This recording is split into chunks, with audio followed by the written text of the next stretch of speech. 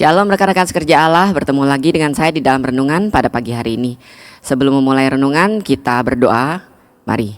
Bapa di surga, terima kasih Tuhan untuk semua berkat, penyertaan kasih karunia-Mu Bapa untuk kami sepanjang kawal malam. Pagi ini kami bangun dengan tubuh yang sehat segar Tuhan. Sebentar kamu mendengarkan renungan, biar renungan ini boleh menjadi rema dalam kehidupan kami hari ini dan juga menguatkan kehidupan kami Tuhan, sehingga kami berjalan semakin hari semakin dekat kepada Engkau. Terima kasih Bapa, kami menyerahkan seluruh hidup kami ke dalam tangan-Mu. Hal Yesus, amin. Shalom sekali lagi. Hari ini saya akan bawa renungan yang saya beri judul Jangan Mau Diikat. Jangan mau diikat. Ya otomatis kita nggak ada ya saudara yang mau diikat ya. Nggak ada orang-orang satupun yang mau diikat. Nah, saya mau cerita tentang satu hal dulu. Kalau kita zaman dulu ya saudara ya,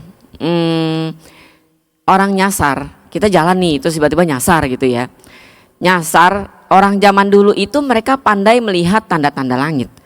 Jadi mereka kalau nyasar siang hari, mereka akan melihat matahari.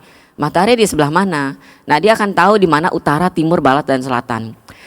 Nah, kalau dia nyasar di laut gitu ya, dia kan nggak tahu arah tujuan. Nah, kalau malam bagaimana? Dia lihat bintang saudara. Mereka tuh tahu bagaimana cara membaca langit, sehingga mereka tuh kalau nyasar nggak perlu tanya orang, dia bisa tahu kira-kira jalan pulang kemana. Di beberapa tempat waktu saya pergi ke daerah Jawa ya, itu kalau kita nanya jalan di sana, mereka ngomongnya bukan dari sini lurus belok kiri terus ke kanan, begitu bukan saudara. Mereka ngomong gini, ini lurus aja, nanti di depan ngadep ke utara, terus jalan berapa ke selatan. Waduh, pas saya pertama kali dengar kayak gitu bingung lah ya, kita anak-anak Jakarta kota yang semuanya nggak pernah belajar di mana utara, timur, selatan, barat ya. Waktu dia ngomong kayak gitu kan mabok ya, gimana itu ya, nyasar tetep aja nyasar gitu kan. Nah, bagaimana dengan kita anak-anak Tuhan nih, kalau kita nyasar, kita panduannya kemana? Lihat ke atas sama saudara. Cuma yang kita baca bukan tanda-tanda langit. Yang kita cari adalah Tuhan. Ya saudara, di atas sana ada Tuhan. Maksudnya kita berseru, Tuhan saya nyasar nih gitu kan. Gimana nih bantu saya gitu. Nah saudara, sekarang kita bagaimana tahu kita udah nyasar? Kalau kalau kita jalan, kita nyasar, kita tahu ya saudara, jelas ya kan. Berasa kayaknya udah nggak bener nih jalanannya. Tapi kalau dalam kehidupan kita, kerohanian kita nyasar tuh gimana taunya kita nyasar? Itu kita pasti tahu saudara dengan dua cara. Yang pertama, kalau kita udah tahu kebenarannya, makanya harus sering-sering tahu kebenarannya dari firman Tuhan.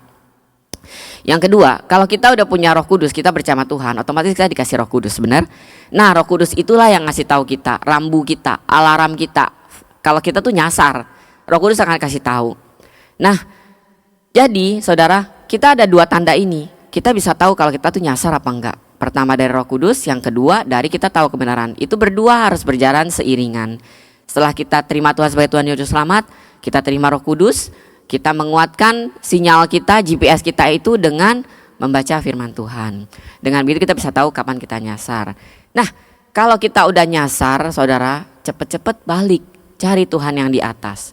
Saudara, nyasar itu identik dengan dosa, saudara. Ketika kita berdosa, kita itu udah mulai nyasar, hilang arah. Jalannya itu udah gak tahu kemana. Dan kalau kita berdosa saudara, kadang-kadang tuh dosa itu seringkali kita abaikan. Apalagi hal-hal kecil. Udahlah, cuma anak-anak nih ya, anak-anak ya, saya punya anak juga masih kecil. Cuma bohong dikit. Tapi saya tuh bisa marah banget sama anak saya kalau dia ketahuan bohong.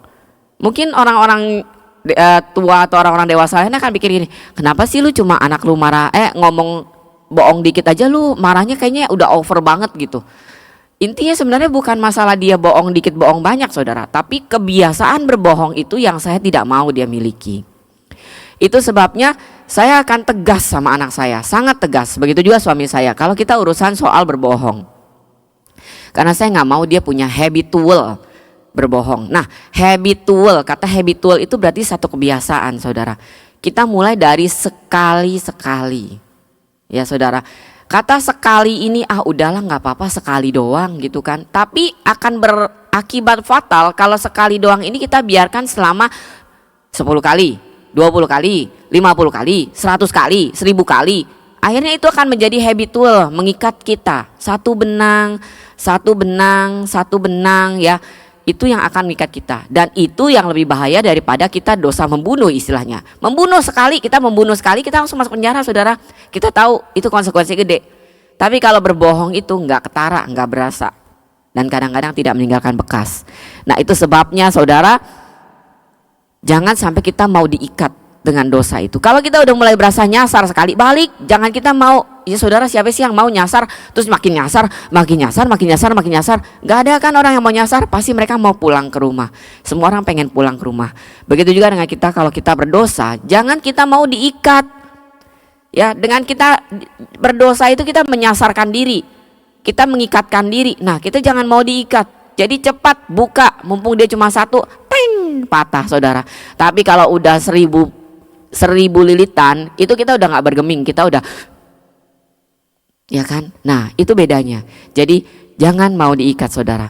Kalau kita seperti kita nyasar, kita cepat-cepat cari jalan pulang. Begitu juga kalau kita diikat, cepat-cepat lepaskan ikatan itu. Jadi sekali ini saya cuma mau tekankan saudara bahwa jangan sampai kita mau diikat oleh dosa apapun.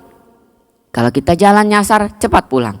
Nah saya cuma ambil ayat dari 1 Yohanes 1 ayat 9. Yang bunyinya, sebentar nyontek dulu, nggak hafal. Ya, jika kita mengaku dosa kita, maka Ia adalah setia dan adil, sehingga Ia akan mengampuni segala dosa kita dan menyucikan kita dari segala kejahatan. Nah saudara, dibilang apa? Kalau kita mengaku dosa kita, Ia adalah setia dan adil, sehingga Ia mengampuni segala dosa kita dan menyucikan kita dari segala kejahatan.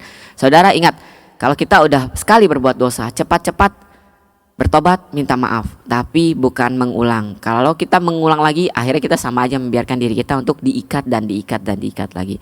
Dan kita tidak tahu kapan sampai di satu titik dosa itu akan berimbas, dan imbasnya besar buat kita.